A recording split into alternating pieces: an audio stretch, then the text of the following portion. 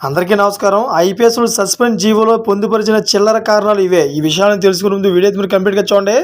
అప్పుడే మీకు complete information ఏంటో అర్థమవుతుంది. అదేవిధంగా చాలామంది వీడియో చూస్తున్నారు కానీ సబ్స్క్రైబ్ చేసుకోవడం మాత్రం మర్చిపోతున్నారు. దయచేసి సబ్స్క్రైబ్ చేసుకోండి. సబ్స్క్రైబ్ చేసుకోవడం వల్ల నేను చేసే ప్రతి ఒక్క అప్డేట్ మీరు ముందుగానే పొందగలుగుతారు.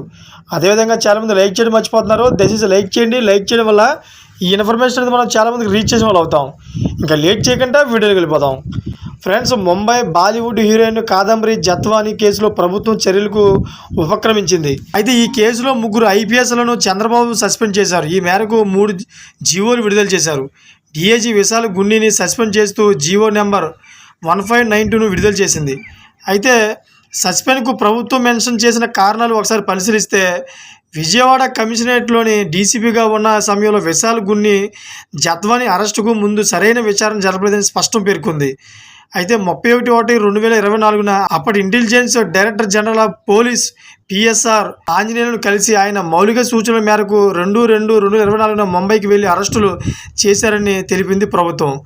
అయితే ఎఫ్ఐఆర్ 2/2/2024 ఉదయం 6:30 నమోదు కాగా, అంతకు ముందే ముంబై వెళ్లిన విశాల్ గున్ని 2/2/2024న ఎలాంటి ముందస్తు పాస్పోర్ట్ లేకుండానే ముంబైకి వెళ్లారని జీవోలో వెల్లడించారు.